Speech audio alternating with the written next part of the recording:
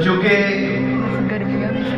अब बहुत जल्द हमारे मुल्क पाकिस्तान में इलेक्शन होने को है, तो टॉपिक जो है वो ना तो प्रिंट करवाया गया है, ना ही टॉपिक जो है वो आपको सेंड किया गया। दर हकीकत जहाँ से मैं फ्लेक्स प्रिंट करवाता हूँ, उनके पास इलेक्शन का इतना काम है कि वो एक फ्लेक्स प्रिंट करते हुए काफ़ी टाइम लगा देते हैं, क्योंकि अब उनके पास हज़ारों की तादाद में काम है, हज़ारों फ्लेक्सेस जो है वो प्रिंट कर रहे हैं, तो इसलिए टॉपिक जो है आपको बर वक्त नहीं पहुंचा। तो आज हमारे पैगाम का जो उन्वान है, टॉपिक है समझौता। हमारे आज के पैगाम का उन्वान है समझौता। शायद अगर कोई शौर रखता हो, क्योंकि इस एरिया में ज्यादातर मालूमात है इंडिया और पाकिस्तान की। एक दौर में इंडिया और पाकिस्तान का मुआहदा हुआ और ये मुआहदा सफरी मुआहदा था। इंडिया पाकिस्तान ने आपस में बैठकर सफरी मुआहदा किया कि इंडिया से लोग पाकिस्तान भी आया करेंगे और पाकिस्तान से लोग इंडिया भी जाया करेंगे। अभी ये बर्रास्ता जहाज नहीं था, ये था बॉर्डर से ट्रेन जाती थी, और वो ट्रेन जो थी पाकिस्तान से मुसाफिरों को लेकर इंडिया में जाती थी, इंडिया से ट्रेन जो है इंडिया के मुसाफिरों को लेकर पाकिस्तान में भी आती थी। और इस ट्रेन का जो नाम था, क्या कोई बता सकता है? पीछे से आवाज है, समझौता एक्सप्रेस। इंडिया पाकिस्तान का जब सफरी मुआहदा हुआ तो एक ट्रेन तैयार की गई और उस ट्रेन का नाम रखा गया समझौता एक्सप्रेस। और ये समझौता एक्सप्रेस जो है ये पाकिस्तान से इंडिया और इंडिया से पाकिस्तान आया जाया करती थी, और बहुत सारे मुसाफिर यहाँ से उधर और उधर से यहाँ पर आया जाया करते थे। और ये समझौता जो था, अब अगर किसी ने देखना हो, सॉरी मैं फ्लेक्स भी नहीं बनवा सकता, प्रेजेंटेशन की भी तैयार नहीं हुई, अगर किसी ने अब इस समझौता ट्रेन को देखना हो, समझौता एक्सप्रेस को देखना हो, तो टेढ़े जाते हुए रास्ता में फाटक पर एक साइड पर डब्बे खड़े हैं, अभी इसकी बोगियां किसी ने देखी हो, अगर देखने का मन हो तो देखिएगा, तो फिर नजर आएगा समझौता क्या है। समझौता के लुग़वी मायने अगर हम देखें तो समझौता के लुग़वी मायने है बाहमी फैसला। बाहमी फैसला करना जो है ये समझौता है। लफ्ज समझौता जो है वो बाइबल मुकद्दस में किसी किताब के अंदर दर्ज ही नहीं है। बाइबल मुकद्दस का ये लफ्ज नहीं है। बाइबल मुकद्दस में कहीं पर भी ये लफ्ज समझौता जो है इस्तेमाल नहीं हुआ, और बाइबल मुकद्दस में किसी जगह पर ये लफ्ज लिखा हुआ नहीं मिलता।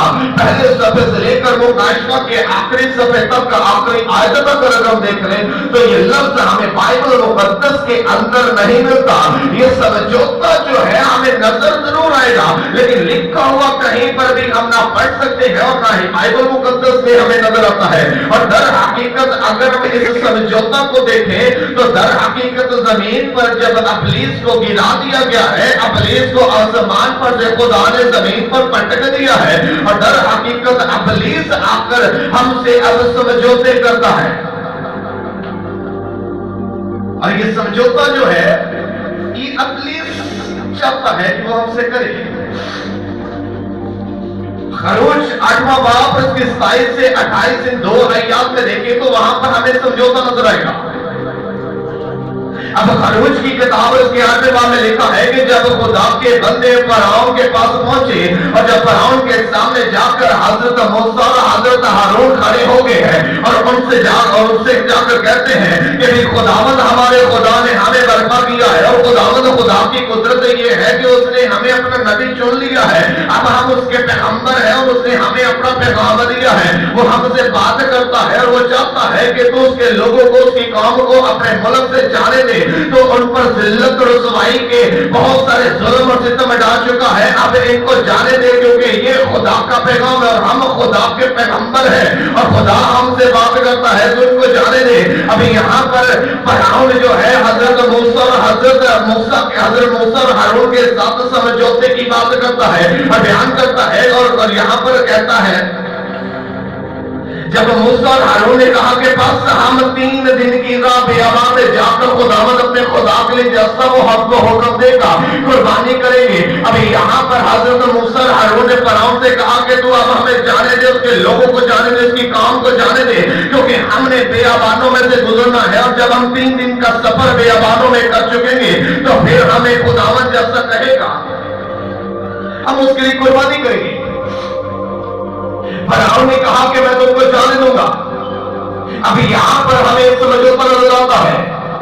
فرعون نے ایک دم سے کہتا ہے کہ ہاں خدا کے نبیوں, خدا کے پیغمبروں, خدا تم سے بات کرتا ہے, میں اقرار کرتا ہوں خدا تم سے بات کرتا ہے, میں مانتا ہوں, اب میں تم کو جانے دوں گا, کام کو بھی جانے دوں گا. اور آگے کہتا ہے تاکہ تم خداوند اپنے خدا کے لیے بیابان میں قربانی کرو, لیکن تم زیادہ دور مت جانا, میرے لیے شفاعت کرنا. یہاں پر سمجھوتا کرتا ہے. ہاں خدا نے تمہیں کہا ہے کہ قربانی کرو, بیابان میں جاؤ, بیابان میں جا کر قربانی کرو, لیکن زیادہ دور مت جانا, واپس آ جانا اور میرے لیے جا کر وہاں پر سے شفاعت کرنا. سمجھوتا کرتا ہے کہ میں تمہیں جانے نہیں دوں گا, البتہ خدا کا مطالبہ پورا کر کے واپس یہاں پر آ جاؤ, میں تمہیں یہاں پر ہی رکھوں گا. ہو سکتا نہیں, ایسے نہیں ہے. خدا کہتا ہے کو تو چھوڑ, ہمیشہ کے لیے جانے دے.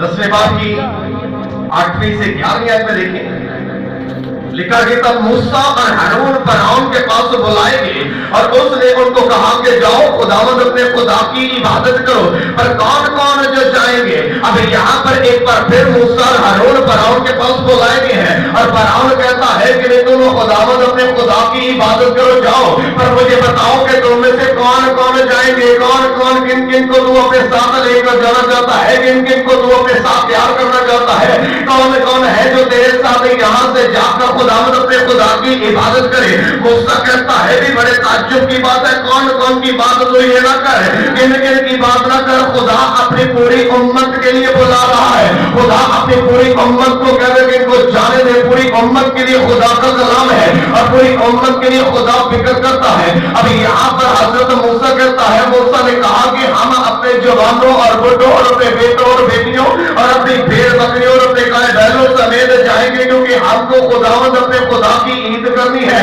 تب اس نے ان کو کہا کہ خداوند ہی تمہارے ساتھ رہے تو ضرور ہی تم کو بچوں سمیت جانے دوں گا, خبردار ہو جاؤ, اس میں تمہاری خرابی ہے نہیں, ایسا نہیں ہونے پائے گا.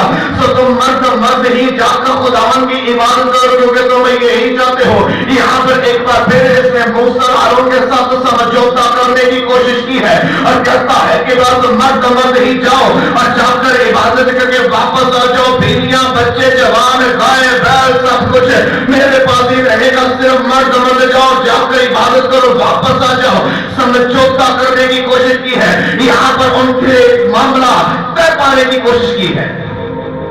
لیکن موسیٰ کہتا نہیں, ہم یہ سمجھوتا نہیں کریں گے, ہم یہاں سے جائیں گے. کوشش کر رہے ہیں سمجھوتا ہو جائے, لیکن یہ سمجھوتا جو ہے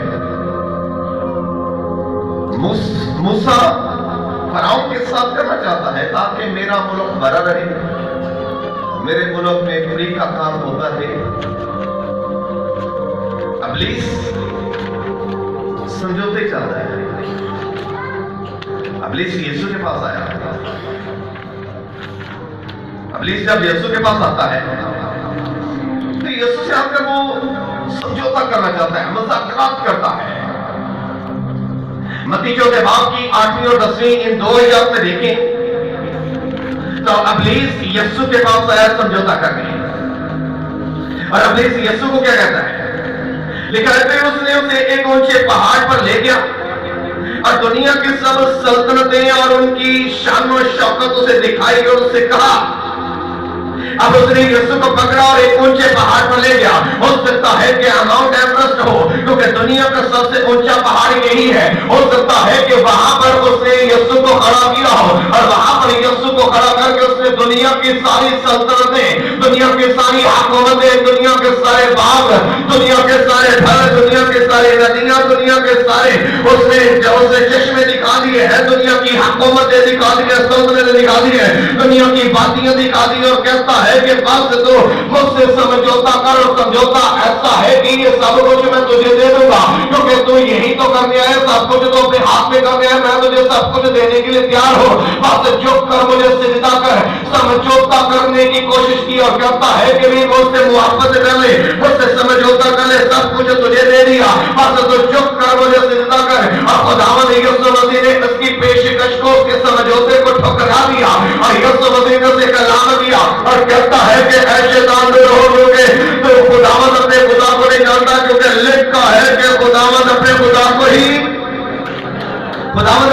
मेरे साथ रहेगा, खुदावंद अपने खुदा को ही। यीशु मसीह ने जवाब दिया, क्या लिखा है? खुदावंद अपने खुदा को ही। इसका मतलब है अगर किसी और पर सजदा है तो ये इब्लीसी समझौता है। खुदावंद अपने खुदा को ही सजदा कर, ऐ शैतान दूर हो, क्योंकि लिखा है कि तो खुदावंद अपने खुदा को सजदा कर और उसी की इबादत कर। इब्लीस समझौता करने के लिए आया, यीशु से उसे भगा दिया।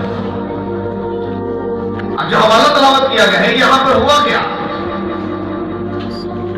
यहां पर यीशु को ठट्ठों में उड़ाया गया है, धक्के दिए गए हैं, मारा गया है, जिल्लत और रुसवाई का शिकार यीशु सलीब पर लटका हुआ है और बदन पर कोड़े इतने मारे गए हैं कि बदन जख्मों से भरा हुआ है और बदन के हर हिस्से के अंदर से खुदावंद यीशु मसीह का लहू बह रहा है और सलीब पर मसरूब हुए यीशु को ताने दिए जा रहे हैं, सताया जा रहा है, उस पर फतवे लगा दिए गए हैं और उसे जिल्लत और रुसवाई का शिकार करके सलीब पर लटका दिया गया है। और यहाँ पर सिपाही और इस्राएली कहते हैं, और तुमने तो औरों को बचाया है, अपने सही नहीं बचा सकता, अपने आप को नहीं बचा सकता।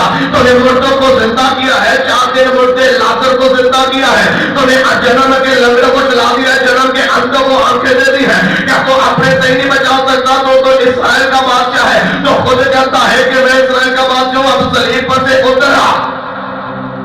सलीब पर से उतरा, अगर तो उतर आएगा तो हम तुझ पर ही मान लेंगे। अब यहाँ पर इस्राएली जो है यीशु के साथ समझौता करना चाहते हैं और कहते हैं कि सलीब पर से खुद ही उतरा, खुद ही अपने हाथों पैरों से कील निकाल, अपने बदन को लाहू से ठीक कर और खुद ही उतरा तो फिर हम तुझ पर ही मान लेंगे। तो ये भी समझौता करने की कोशिश में है और यहाँ पर भी यीशु के साथ इस्राएली समझौता करना चाहते हैं। ईमान लाएंगे जरूर, लेकिन उतरा तो ईमान लाएंगे। और यही समझौता आज हमारे अंदर मुंतकिल हो चुका और हमारा हाल भी इस्राएली जैसे है। हम भी कहते हैं करेंगे तो फिर यो मैं कराता, हम भी समझौता करते हैं, मेरे साथ रहिएगा, समझे बात। अक्सर हम कहते हैं डोकरी देगा फिर मैं तेरे को चीज आऊंगा, समझौता करते हैं। ईमान बाइबल मुकद्दस बयान करती है अनदेखी चीजों का सबूत है। हम कहते हैं कि मेरे लिए तो ये कर, मैं तेरे लिए तब वो करूंगा। हम समझौते की बाबत रहते हैं, हमारे अंदर ये समझौता इब्लीस ने मुंतकिल कर दिया है। और इब्लीस जिस तरह हमसे समझौता करना चाहता है और इब्लीस जिस तरह यीशु के पास समझौता करने आया, हम भी लोगों के पास जाकर, हम भी खुदा के हाज़िर आकर दुआ में भी खुदा के साथ समझौता करने की कोशिश में रहते हैं। हालांकि समझौता बाइबल मुकद्दस कहती है कि ये ठीक नहीं है। अगर यीशु इब्लीस के साथ समझौता करता तो आज सारा कुछ उसके हाथ में होता, लेकिन यीशु ने समझौता नहीं किया। अमाल 5वें बाब में देखिए, अमाल 5वें बाब में 2 मियां बीवी हमें नजर आते हैं और 5वें बाब में इन दोनों मियां बाप ने एक समझौता किया। जब इन्होंने इकरार कर लिया कि हम अपनी जगह को, अपनी सारी जायदाद को बेचकर खुदावंद खुदा के लिए दे देंगे, अपने पेट को बेच देंगे, उसके कदमों में रख देंगे, हम अपना सब कुछ बेचकर खुदा के नाम कर देंगे। अब बाइबल मुकद्दस बयान करती है और अमाल की किताब तारीख के अंदर लिखा गया है कि हननिया और सफीना ने जब अपनी जायदाद को बेच दिया तो उसकी कीमत काफी लगी। अब पहले तो बोल दिया कि हम अपनी सारी जायदाद बेच दिया और बेचकर खुदावंद के नाम करते हैं, उसकी खिदमत के लिए देते हैं। और जब इन्होंने अपनी जायदाद को बेच दिया और उसकी कीमत काफी लग गई, तो अब क्या हुआ कि मन के अंदर खोट पैदा हो चुकी है और इरादे बदल गए हैं, सोच बदल गई है, ईमान बदल दिया गया है और अब ख्याल आ गया है कि में से कुछ हिस्सा रख ले और बाकी हम दे दे। इकरार तो रूह के सामने किया गया है कि सारी जान भेजेंगे और जो कुछ आएगा वो सर का सब खुदा की नजर कर देंगे, खुदा को दे देंगे। लेकिन मन में खोट आने के हिसाब से आपस में समझौता कर लिया है कि अगर खुदा के रसूल ये पूछेंगे कि सारी जायदाद यही, सारी जायदाद का यही हिस्सा है, तो मियां भी कहता है कि हाँ मैं भी कह दूंगा कि हाँ, और बीवी कहती है कि हाँ मैं भी कह दूंगी हाँ। और जब लिखा है कि दोनों अलग अलग खुदावन की हाजिरी में हाजिर हुए तो मर्द खुदा ने पूछा कि क्या सारा कुछ यही था? मर्द कहता है हाँ। और बाइबल में लिखा है कि उसी दम वगीरा और उसकी रूह उसके बदन से निकल गया, वो मर गया। समझौता, एक को लेकर जा रहे दूसरा है, दूसरे से पूछा रसूल ने कि सब कुछ यही था? हाँ, वो भी उस टाइम गिरा और मर गया। और यहां पर फिर क्या कहता है खुदा का बंदा? मगर पतरस ने कहा है हननिया क्यों शैतान ने तेरे दिल में ये बात डाली कि तू रूह कुद्दस से झूठ बोले और जमीन की कीमत में से कुछ रख छोड़े? क्या जब तक वो तेरे पास न थी और जब बेची गई तो तेरे इख्तियार में ना रही, तूने क्यों अपने दिल में इस बात का ख्याल बांधा? तूने आदमियों से नहीं बल्कि खुदा से झूठ बोला है। और ये बात सुनते ही हननिया गिर पड़ा, उसका दामन निकल गया और सब सुनने वालों पर बड़ा खौफ छा गया। मियां बीवी ने भी गलत बात में समझौता किया और दोनों जान से गए। कभी भी समझौता न करें। खुदा का कलाम कहता है कि हाँ में हाँ, ना में ना। हमें दुनियावी तौर पर मिसाल मिलती है कि समझौता एक्सप्रेस को इंडिया वालों ने आग लगा दी और बहुत सारे मुसाफिर उसमें जिंदा ही चलकर मारे गए। और अब समझौता एक्सप्रेस की बोगियां जली हुई टेढ़े पटरियों पर खड़ी है। समझौता बर्बादी का